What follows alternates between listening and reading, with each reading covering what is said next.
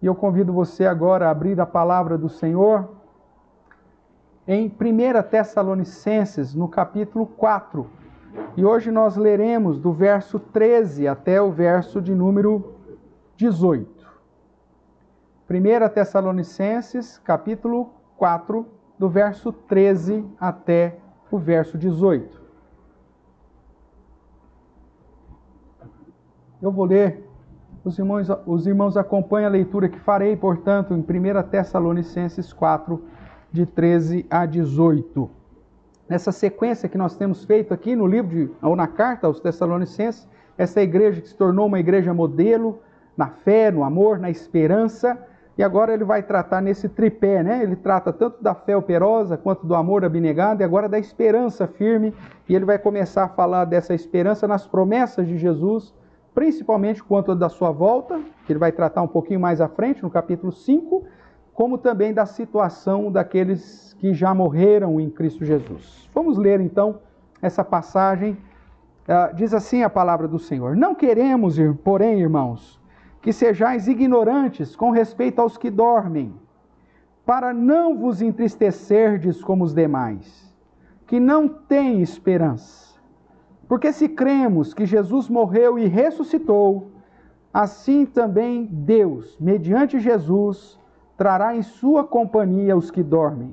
Ora, ainda vos declaramos por palavra do Senhor isso: nós, os vivos, os que ficarmos até a vinda do Senhor, de modo algum precederemos os que dormem, porquanto o Senhor mesmo, dada a sua palavra de ordem, ouvida a voz do arcanjo e ressoada a trombeta de Deus, descerá dos céus, e os mortos em Cristo ressuscitarão primeiro.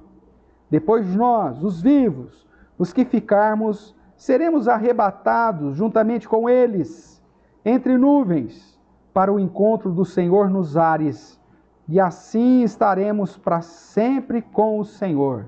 Consolai-vos, pois, uns aos outros com essas palavras. Oremos mais uma vez. Ó Pai querido, nós te bendizemos pela leitura da Tua palavra e pela ação soberana do Teu Santo Espírito em nossa vida, que nos ilumina e também nos edifica. Clamamos, Pai, para que da mesma forma que as palavras escritas pelo apóstolo Paulo, inspiradas por Ti mesmo, consolaram e confortaram o coração dos crentes de Tessalônica e das primeiras igrejas, que nesta noite, ao meditar nessa palavra, também possamos sentir o Teu conforto e o Teu consolo. Que o Senhor me use, apesar de mim mesmo, fale primeiramente ao meu coração, ao coração dos meus irmãos, e que hoje seja dia de salvação para a honra e glória do Teu santo nome. É em Cristo Jesus que nós oramos, agradecidos. Amém. Amém, queridos? Nós temos estudado, então, como já disse, a primeira carta aos Tessalonicenses, nessa sequência, e essa porção que acabamos de ler tem como objetivo trazer, como vimos no verso 18, consolar o coração dos crentes que estavam vivendo de modo especial no primeiro século e que, por conta da perseguição ou por questões naturais, haviam perdido entes queridos. O foco de Paulo aqui não é trazer um ensino plenamente sobre como acontecerá a ressurreição, sobre a questão do juízo, mas sim trazer um conforto ao coração dos crentes, expondo então qual a situação daqueles que dormem, que aqui é sinônimo daqueles que morreram em Cristo Jesus. Então, vamos lá. A morte é certamente um tema que muita gente teme e às vezes até evita. E tem muita gente, muito crente, inclusive, em Cristo Jesus, que crê na doutrina da ressurreição, que sabe que Cristo veio, morreu, ressuscitou, que a sua promessa está relacionada à ressurreição, que o próprio Cristo diz que aquele que nele crer, mesmo que morrerá, voltará à vida, viverá, que ele ressuscitará no último dia, que ele é a ressurreição e a vida, como é dito em João, logo no contexto lá da ressurreição de Lázaro, que era uma ressurreição temporária, né? Não era já a ressurreição para a vida eterna, mas já que demonstraria e que demonstrou o poder de Jesus sobre a morte e inclusive sobre a própria vida. Mas mesmo assim tem muitos crentes que temem tratar do assunto morte, evita de falar do assunto, e outras pessoas que vivem a sua vida como se a morte não existisse, né? Como se a vida fosse somente o aqui e o agora. Infelizmente não é, meu irmão, e por isso nós temos que estar preparados e, acima de tudo, com o coração consciente daquilo que Deus planejou para toda a eternidade. A pergunta que eu quero fazer para você no início do nosso sermão dessa noite é: e você, tem medo de morrer? É muito comum você ver os crentes, né, todo mundo desejando ir para o céu, estar com o Senhor, mas na hora que fala que um dos modos para ir para o céu é morrer, aí ninguém quer ir. Parece que todas as gerações desejam fazer parte daquelas que verão o retorno de Cristo. Só que essa geração, irmãos, terá que passar pela grande tribulação. É isso que nós temos visto e estudado nas Escrituras. Não nas revelações que é dada por aí, mas nas Escrituras. E aí, quando se tem que passar pela grande tribulação, o temor também é uma realidade no coração dos crentes. Mas enfim, você tem medo de morrer? Pior que o medo de morrer, irmãos, é o medo também de perder alguém querido, né? E essa situação da morte é algo que nós nunca estamos definitivamente preparados por ela, ou para ela. Por isso, a única esperança, conforto verdadeiro que podemos ter diante dessa situação tão terrível é aquilo que a palavra de Deus nos traz. É o ensino que a própria Sagrada Escritura traz a respeito da morte e da situação daqueles que morreram em Cristo, para te conduzir a também viver em Cristo, a esperar em Cristo, e se porventura passar pela morte, ter a convicção do lugar que você vai e de tudo aquilo que vai acontecer contigo. E assim, também evangelizar, falar do amor de Deus para as pessoas que você deseja, que estejam contigo no céu, que estejam contigo na eternidade, pois o único meio para a salvação é a pregação do Evangelho e as pessoas se arrependendo e crendo em Jesus como seu único e seu suficiente Salvador. Agora, essa questão da morte, irmãos, é sempre uma dificuldade. Perder um filho, uma filha, perder o pai, a mãe, o esposo, a esposa, sempre é um peso no nosso coração. Por isso, as Escrituras, tanto Jesus quanto os apóstolos, em vários momentos, trata dessa situação, e as palavras sempre são de conforto e consolo na expectativa do futuro, na esperança de que, se Jesus ressuscitou, mesmo aqueles que já passaram pela morte em Cristo Jesus, serão ressuscitados para a vida eterna. Agora, como conviver então com essa realidade da morte? E o que acontece quando a gente morre? Qual que é a situação dos mortos, segundo a Bíblia? Não segundo o que a gente ouve por aí ou aprendemos aí na nossa cultura, mas o que a Bíblia, a palavra de Deus, a revelação especial de Deus tem a nos dizer. Existem pessoas que se desesperam diante do fato da morte, né? Outras deixam de viver as suas próprias vidas e passam a viver em função daqueles que já foram. Pessoas que vivem em luto eterno, como se aqueles que já foram, aqueles que já dormem, aqueles que morreram, estivessem sendo lembrados por uma vida de autoflagelação, né? Muitas vezes, e até deixando de viver a própria vida aqui em função daqueles que foram. Será que é isso que Deus deseja de nós? Será que esse tipo de vida, esse peso de carregar a dor da morte de alguém, será que é essa a postura que Deus exige de nós? Quando nós lemos Tessalonicenses, não. Nós sabemos que a morte é uma realidade, porém devemos viver na expectativa da vida eterna. E mesmo aqueles que já foram antes, se foram em Cristo Jesus, desfrutam de uma realidade que o apóstolo Paulo nos ensina aqui, que deve também conduzir a vivermos a nossa vida enquanto esperamos a morte ou o retorno de Jesus, na expectativa de que a vida é para ser vivida para a honra e para a glória do nosso Deus, aquele que promete a nossa salvação. É óbvio que eu não quero parecer aqui insensível, mas biblicamente falando, a única certeza que temos na vida é que um dia vamos morrer. Porque esse é o final natural do gênero humano. Eclesiastes, o livro de sabedoria de Salomão, que nós tivemos a oportunidade de estudar recentemente nas devocionais de áudio aí, né, que nós enviamos no grupo, nós estudamos inclusive Eclesiastes. Eclesiastes 9 vai dizer assim: porque os vivos sabem que hão de morrer, mas os mortos não sabem coisa nenhuma, nem tampouco terão eles recompensa, porque a sua memória jaz no esquecimento. Ou seja, aqueles que morreram aqui no contexto da vida terrena, não tem mais o que fazer, não tem mais o que pensar. Aqueles que morreram não têm memória, não têm recompensa, eles não farão absolutamente mais nada. E aqueles que estão vivos, a única certeza que têm é que a morte certamente um dia chegará a todos nós, né? Por isso temos que viver a nossa vida para a glória do Senhor. É preciso saber que esta morte, a morte física, põe fim à nossa vida ou à nossa existência carnal, mas não finda a nossa vida espiritual. Eclesiastes ainda, né, esse mesmo livro de sabedoria, no capítulo 12, o verso 7, vai dizer: o pó volta à terra como era, e o espírito volta a Deus que o deu.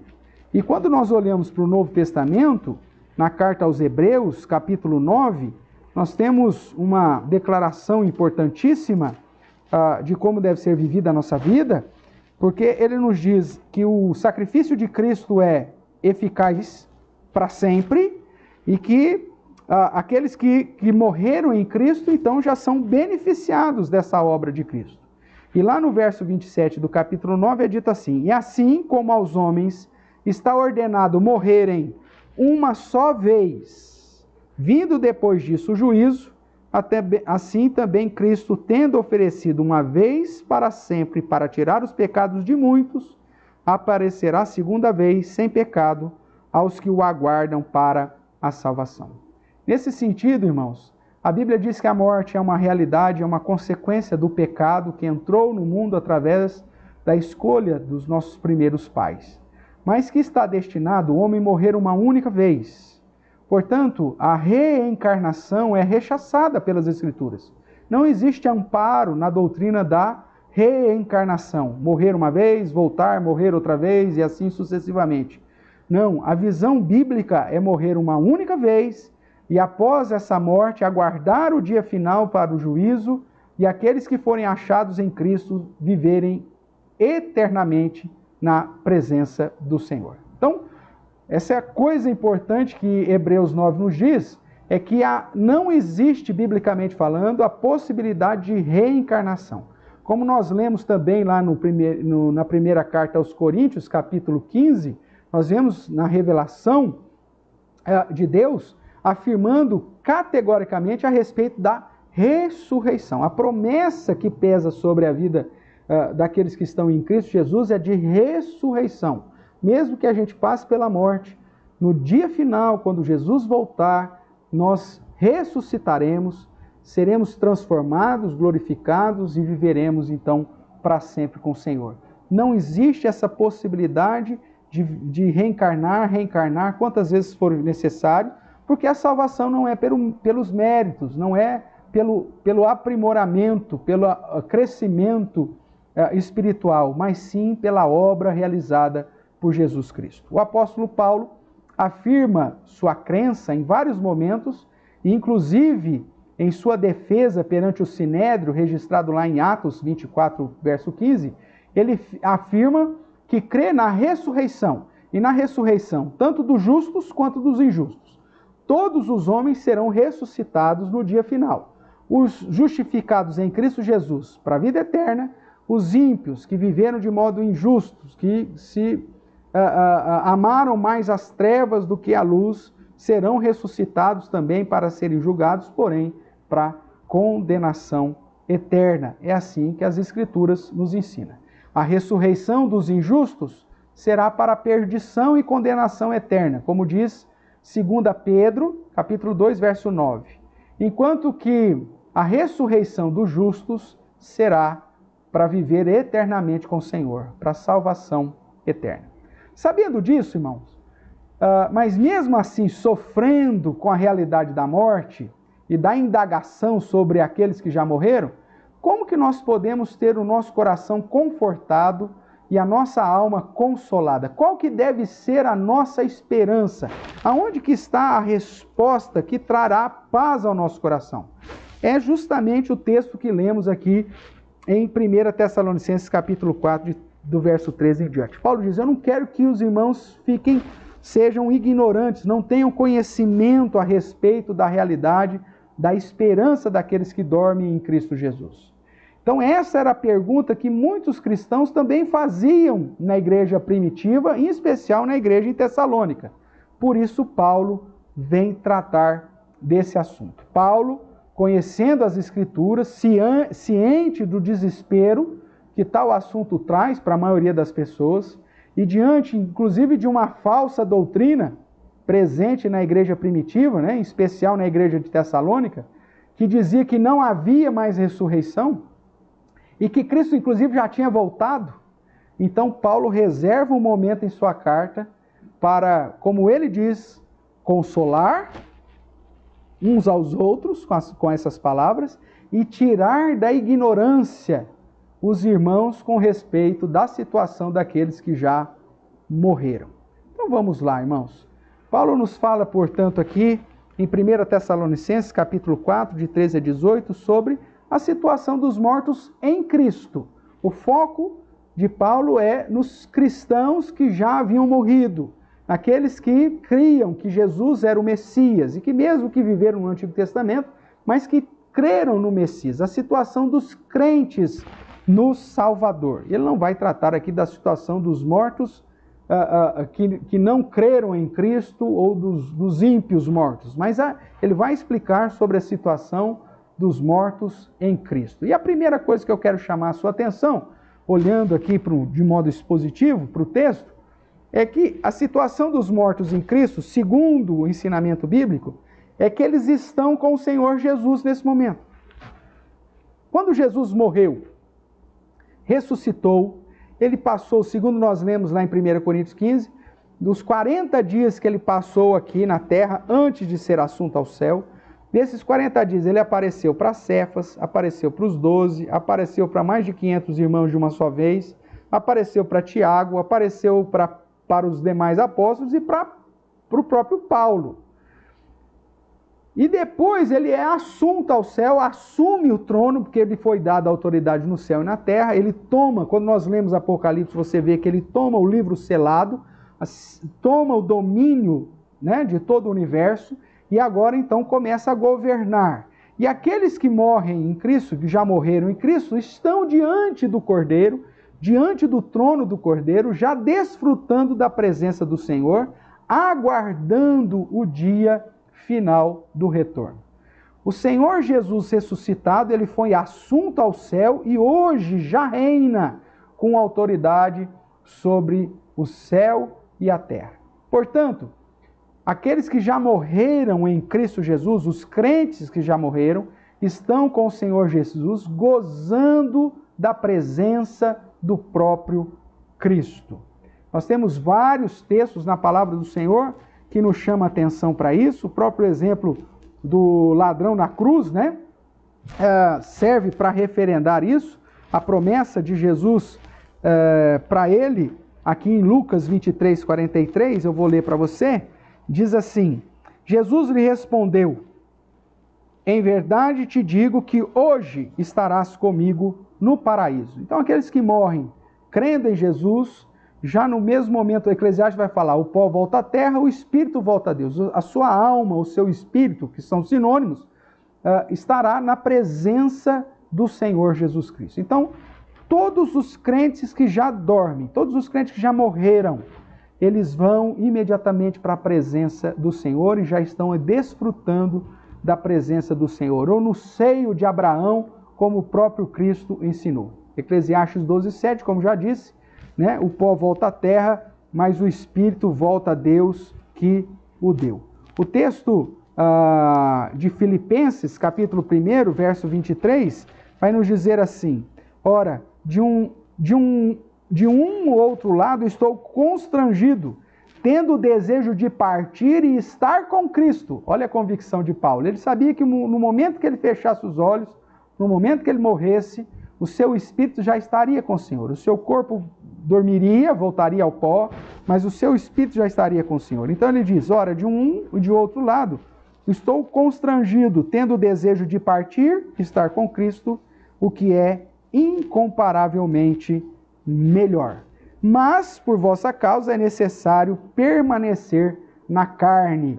Por conta da igreja, em servir a igreja, em servir o próprio Cristo, ele sabia que ainda havia um período para ele estar vivo na carne, aguardando ansiosamente o dia de estar na presença do Senhor. E o último texto que eu separei aqui para você, 2 Coríntios, capítulo 5, eu vou ler também, diz: temos, portanto, sempre bom ânimo, sabendo que, enquanto no corpo, estamos ausentes do Senhor, visto que andamos por fé e não pelo que vemos. Entretanto, estamos em plena confiança, preferindo deixar o corpo e habitar com o Senhor.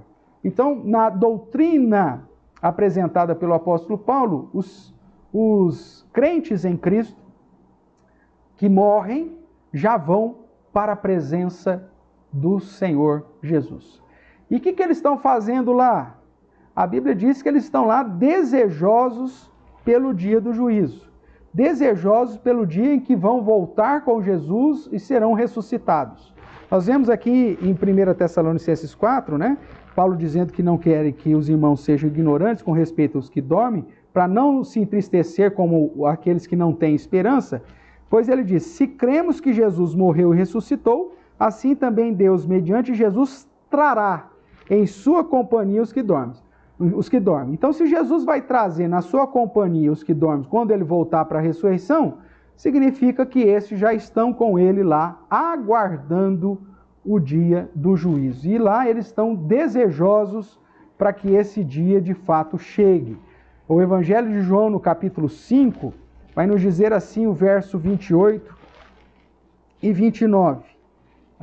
Não vos maravilheis disso, porque vem a hora em que todos os que se acham nos túmulos ouvirão a sua voz e sairão.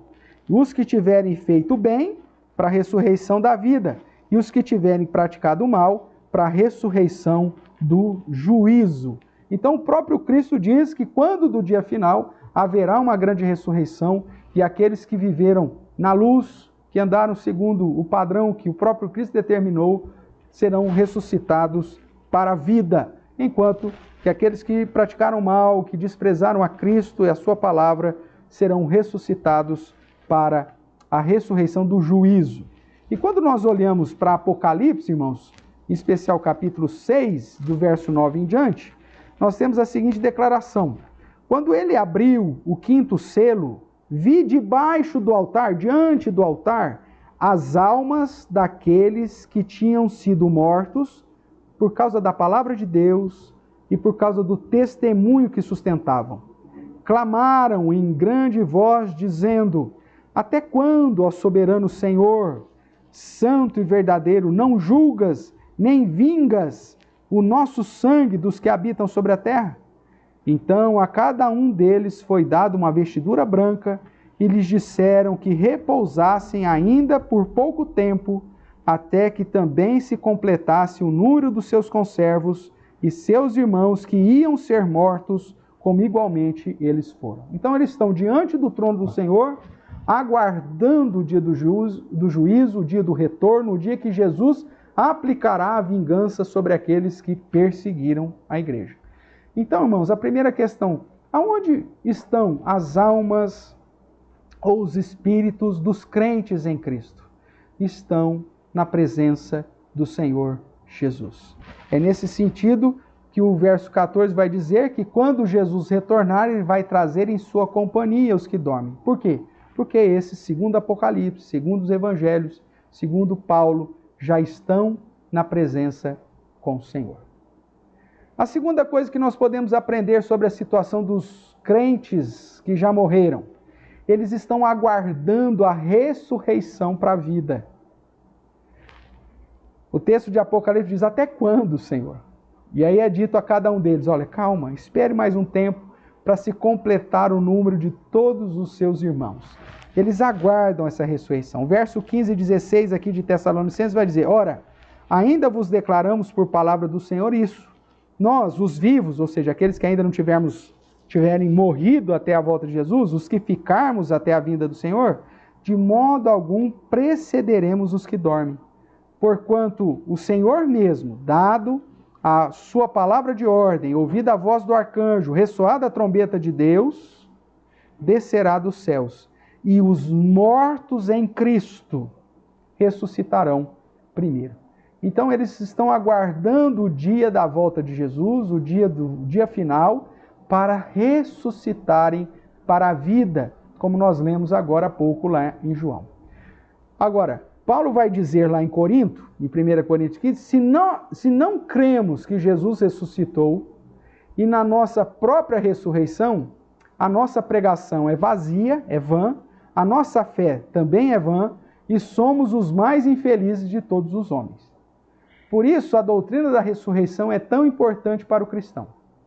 Agora, aqueles que morreram, então, aguardam a ressurreição para a vida, que vai acontecer quando? Quando Jesus voltar.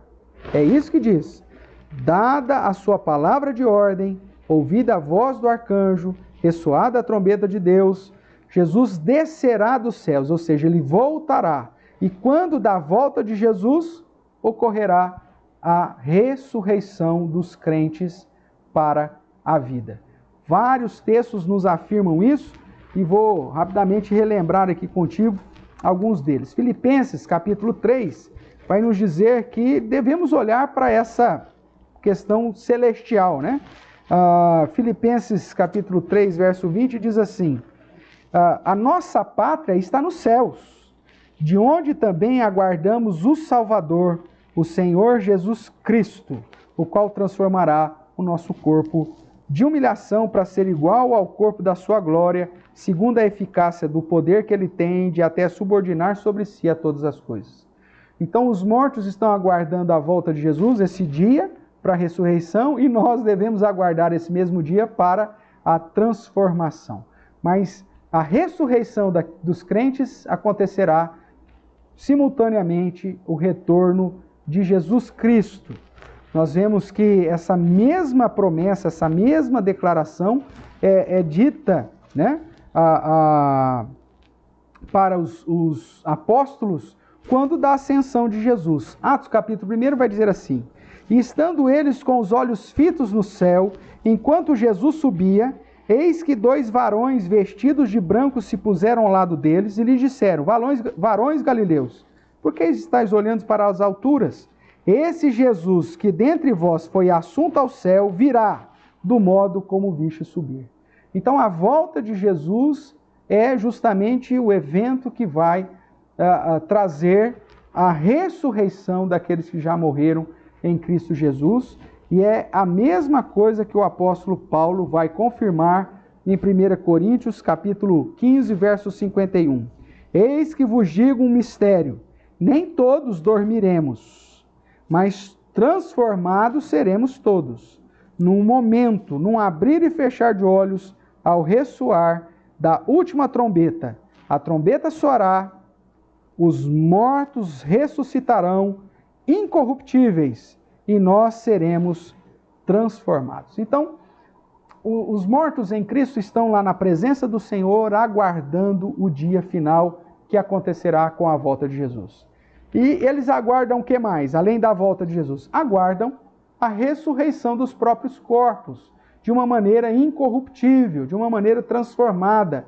Um corpo não de carne corruptível, que apodrece, que adoece, mas agora um corpo semelhante ao corpo de Cristo, como nós lemos aqui em 1 Coríntios capítulo 15. Todo o capítulo 15, do verso 35 ao 44, chama a nossa atenção para esse corpo incorruptível.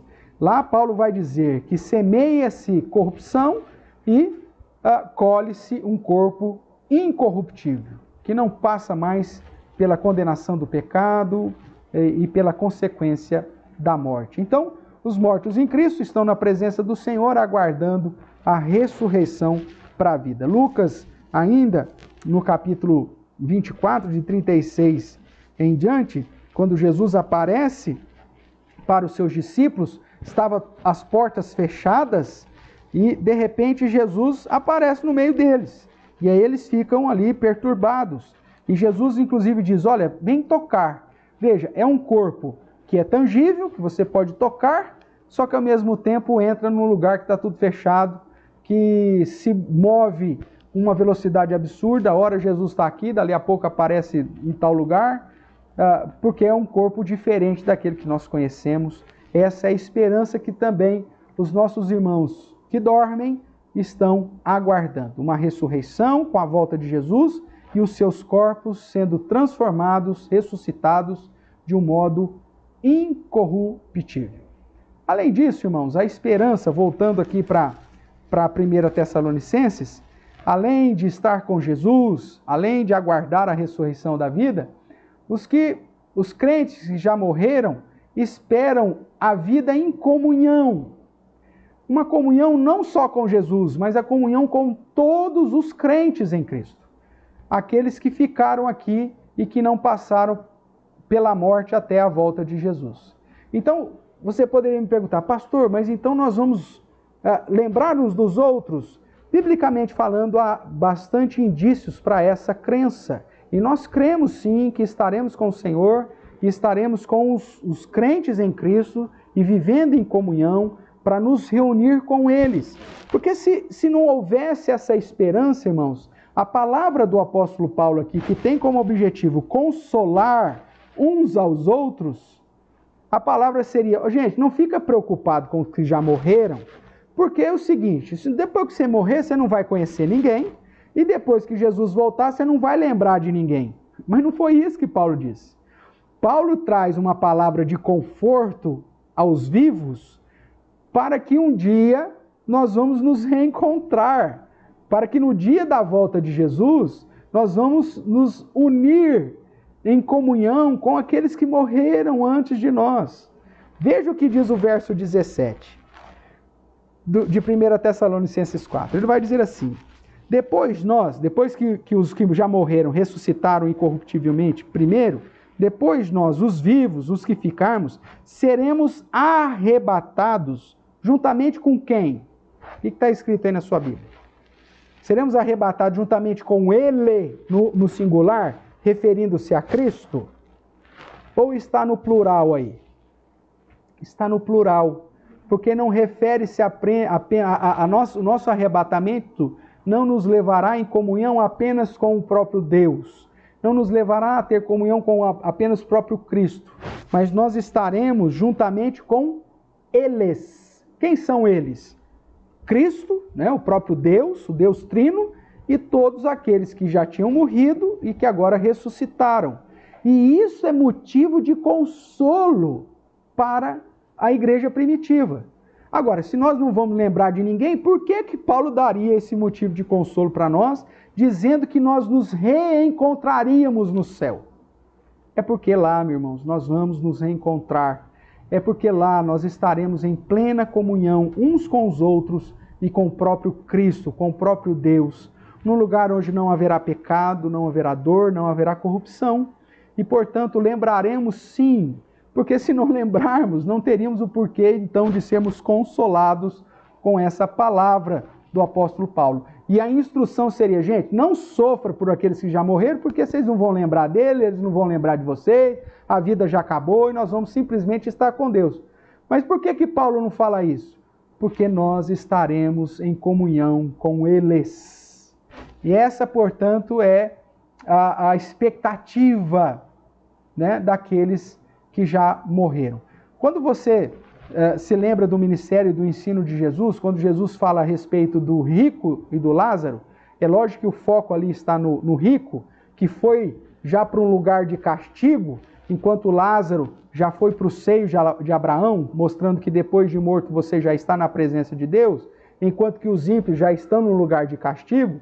Então o rico pede, né, para Abraão para enviar Lázaro, para pregar, falar para os irmãos dele, para que eles não fossem para aquele lugar. E o que Abraão diz, ou a ideia lá do próprio Deus diz? Que eles têm o Moisés, eles têm a palavra, eles têm o evangelho, que ninguém voltaria de lá para falar o que aconteceu ou deixou de acontecer. A palavra de Deus já revela isso. E que não tem como passar do lado daquele lugar de castigo para um lugar de bonança, e nem vice-versa. Há um grande abismo, mostrando que o rico sabia quem era Lázaro, pediu para Deus enviar Lázaro para falar para os seus irmãos, para que os seus irmãos não fossem para aquele lugar de condenação.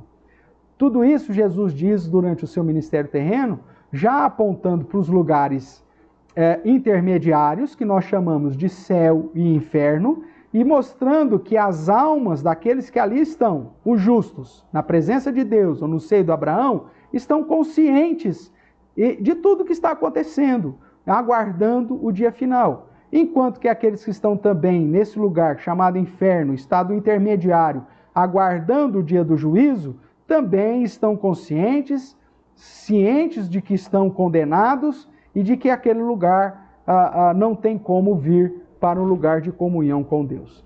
Portanto, os crentes em Cristo que já morreram, além de estarem na presença de Deus, além de estarem aguardando o dia da ressurreição, eles esperam também por esse dia em que nós estaremos juntos em comunhão com eles. A expressão é: seremos arrebatados juntamente com eles. O livro do Apocalipse, que é a revelação final, né, foi revelado para afirmar tais verdades. Lá nos últimos capítulos que nós estamos estudando ainda, essa semana é a última aula, né, de Apocalipse, mas nós já estudamos o capítulo 21, diz assim, verso de 1 a 3. Eu vi um novo céu e nova terra, pois o primeiro céu e a primeira terra já passaram, o mar, como sinônimo aqui de nações, de divisões, já não existe. Vi também a cidade santa, a Nova Jerusalém, que descia do céu, da parte de Deus, ataviada como noiva, adornada para seu esposo, que é o povo de Deus. Então ouvi grande voz vinda do trono, dizendo: eis o tabernáculo de Deus com os homens, Deus habitará com eles, eles serão povo de Deus, e Deus mesmo estará com eles. Então, o fato de estar na presença do Senhor, em comunhão com o próprio Deus, é uma verdade apontada pelas Escrituras, e ao mesmo tempo, essa comunhão de uns para com os outros. Então, espera uma vida de comunhão com os vivos que serão arrebatados. É isso que nós lemos aqui em 1 Tessalonicenses 4, verso 17. Também textos como Mateus, capítulo 25, que já é o sermão escatológico de Jesus, o verso 31, vai dizer assim: quando vier o Filho do Homem na sua majestade, e todos os anjos com ele, então se assentará no trono da sua glória. Todas as nações serão reunidas em sua presença, e ele separará uns dos outros. A gente sabe quem que vai ser de cada lado. Como o pastor separa os cabritos às ovelhas. E porás as ovelhas à sua direita, mas os cabritos à esquerda. Então dirá o rei aos que estiverem à sua direita: vinde, benditos de meu Pai, entrai na posse do reino que vos está preparado desde a fundação do mundo. Haverá um momento onde há a separação do justo para o ímpio, e Jesus reunirá todos, como o pastor faz, reunindo as ovelhas e separando os cabritos. Nós saberemos quem é quem. Nós estaremos nesse momento diante do juízo do Senhor. E depois de sermos transformados, seremos arrebatados e viveremos então eternamente com o Senhor. Essa é a expectativa também dos crentes que já estão na presença do Senhor, ou seja, que já morreram. O Evangelho de Lucas, no capítulo 24, do verso 36 em diante, que já é a parte final também do Evangelho, vai dizer: falavam ainda essas coisas quando Jesus apareceu no meio deles e lhes disse: paz seja convosco. Eles, porém, surpresos, atemorizados, acreditavam estar vendo um espírito. Mas ele lhes disse: por que estáis perturbados? E por que sobem dúvidas ao vosso coração? Vede as minhas mãos, os meus pés, como que sou eu mesmo. Apalpai-me e verificai, porque um espírito não tem carne nem ossos, como vedes que eu tenho. Dizendo isso, mostrou-lhes as mãos e os pés, e por não acreditarem eles ainda, por causa da alegria e estando admirados, Jesus lhe disse: tendes aqui alguma coisa de comer? Então lhe apresentaram um pedaço de peixe assado e um favo de mel, e ele comeu na presença deles. Veja, irmãos, os que estão em Cristo estão em espírito, mas depois da ressurreição, eles terão um corpo glorificado e nós teremos um corpo também glorificado, transformado, segundo o exemplo de Cristo. E por isso, então, nós teremos, será tangível, é exemplo do corpo de Cristo. E nós poderemos, inclusive, nos tocar, porque não seremos mais espírito. Agora, eles estão lá em espírito, mas depois da ressurreição, eles esperam essa vida de comunhão, em poder tocar, em poder sentir, em poder desfrutar de verdadeira comunhão. Então, como que estão os mortos em Cristo? Presença de Cristo, aguardando a ressurreição para a expectativa de uma vida de comunhão com os vivos que serão arrebatados e com o próprio Senhor para todo o sempre. O Evangelho de João nos apresenta o desejo de Jesus de estar com todos aqueles. Nós lemos aqui no momento de contrição, João 17, onde o próprio Cristo na oração disse que o desejo dele é que todos aqueles que o Pai lhe deu estejam na onde ele está para ver a sua glória, estejam com ele no céu para ver a sua glória. E João capítulo 14 diz: quando eu for e vos preparar lugar, voltarei e vos receberei para mim mesmo, para que onde eu estou, estejais vós também. O desejo do próprio Cristo é de comunhão, e o desejo daqueles que já morreram, que estão em espírito na presença do Senhor, é pela ressurreição, a volta de Cristo e o restabelecimento do estado final, onde viveremos em comunhão uns com os outros, todos os crentes em Cristo, e viveremos em comunhão com o próprio Senhor para todo o sempre. Irmãos, com esses ensinamentos, Paulo conclui a ordem à igreja dizendo: consolai-vos, pois, uns aos outros com estas palavras. Só tem um jeito de vivermos a eternidade em comunhão uns com os outros e com o próprio Deus. É crendo em Jesus como seu único Salvador. Portanto, todos aqueles que você ama precisam ser ensinados, admoestados e confrontados com a palavra de Deus. Porque só tem um meio para você viver a eternidade com aqueles que você ama. Que todos eles creiam em Cristo e sejam justificados em Cristo Jesus. Nós cremos que Deus tem nos separado e na sua eleição nos chamou para vivermos consigo, e temos a esperança que todos os nossos queridos também fazem parte desses eleitos.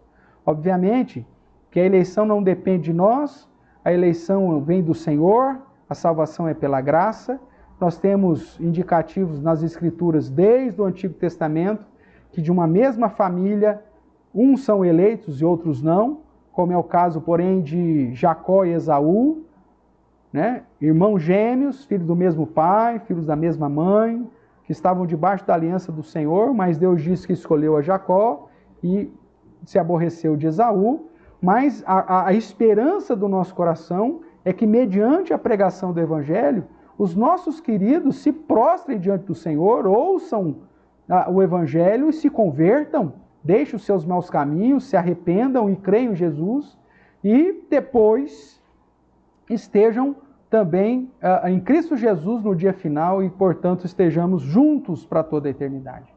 No capítulo 15 ainda, Paulo vai falar que por conta dessa convicção, alguns estavam se batizando por causa dos mortos. Eu entendo que esse batismo por causa dos mortos eram aqueles que entenderam que só tem um modo de estarmos em comunhão com Deus e com os crentes que já morreram, é estando em comunhão com o Senhor aqui em vida, para que quando o Senhor voltar ou quando nós morrermos, estarmos contados entre aqueles que viverão eternamente com o Senhor. Nós não precisamos temer a morte, irmãos, nem nos desesperar diante da morte. Saiba que Deus há de nos consolar e nos agraciar com a sua presença em comunhão com os nossos amados que já partiram em Cristo. Mas talvez você esteja se perguntando, pastor, mas e os meus queridos que morreram sem Cristo? Como será? Como eu disse, Paulo está tratando somente daqueles que morreram em Cristo. Mas uma palavra é pertinente. A palavra do Senhor lá em Apocalipse capítulo 21 diz que Deus enxugará do nosso olho toda lágrima e Ele será a fonte do nosso conforto, do nosso consolo.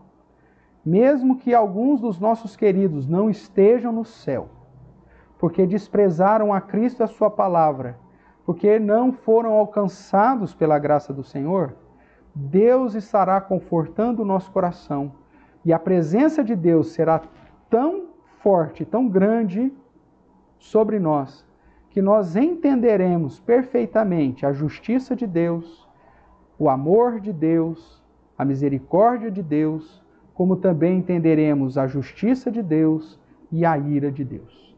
Por isso, enquanto há vida, há esperança. Pregue o Evangelho, confronte a postura para que haja verdadeiro arrependimento, porque somente aqueles que estão em Cristo Jesus, quando passam pela morte, há a certeza de que por terem morrido em Cristo, estarão eternamente com o Senhor. Agora então, como eu já disse, para que o consolo deste ensinamento produza fruto permanente e sincero, é preciso que aqueles que dormem tenham dormido ou morrido em Jesus. E que os que ainda estão vivos, vivam em Jesus. Seja até o dia da sua morte, ou até o dia do retorno do Senhor. Desse modo, irmãos, nós concluímos e eu conclamo a você para que anuncie as boas novas de salvação àqueles seus queridos que ainda não obedecem à palavra. Esforça-te no trabalho evangelístico. Ore, pregue, clame em favor das pessoas, em especial dos seus. Nem se tiver para ter uma conversa franca e definitiva, para apresentar a sua crença naquilo que a palavra de Deus diz. Fala, fulano, se você não rejeitar, a escolha está aí no seu coração. Sabemos que é Deus quem opera tanto o querer quanto o realizar, mas eu preciso te falar. Eu preciso te apresentar o que eu creio. Se você não crê, se isso não é importante para você, mas pelo menos ouça, porque eu preciso te falar. E você apresente o plano de salvação, porque o único modo de esperança, de estarmos reunidos uns com os outros, na presença de Deus, é que todos estejam debaixo da obra de Jesus Cristo. Faça a sua tarefa, e mesmo que um dos seus queridos vá gozar da presença de Deus antes de você, alguém que já é crente e morra antes de você, que a certeza de um dia estarmos juntos novamente possa te confortar, possa te consolar e te encorajar a falar mais e mais do amor de Deus. Uma das coisas que tenho falado aos meus filhos de um modo especial é que a probabilidade é que eu e a mãe deles vá na frente. É lógico que tudo pode acontecer, mas a probabilidade é que eu e a mãe morra antes. E o que nós temos colocado no coração deles é que eles vivam para o Senhor, em comunhão com o Senhor, mesmo depois da minha partida, mesmo depois da partida da Clarice. Para que nós possamos nos reencontrar e vivermos eternamente na presença do Senhor. Essa deve ser a nossa esperança, irmãos. E isso deve confortar e consolar o nosso coração para com aqueles irmãos que já partiram antes de nós. E isso deve também nos encorajar a pregar o Evangelho para aqueles nossos queridos, para os nossos parentes que ainda não obedecem o Evangelho de Jesus Cristo, que ainda não tiveram um entendimento aberto sobre as doutrinas da graça. Por isso, não desanime, viva uma vida de santidade, viva uma vida de obediência, uma vida de dedicação, de pregação do Evangelho, para que você possa ser um instrumento, para que as pessoas tomem conhecimento da verdade e assim entrem em comunhão com o Senhor e também desfrute dessa mesma esperança que temos na palavra do Senhor.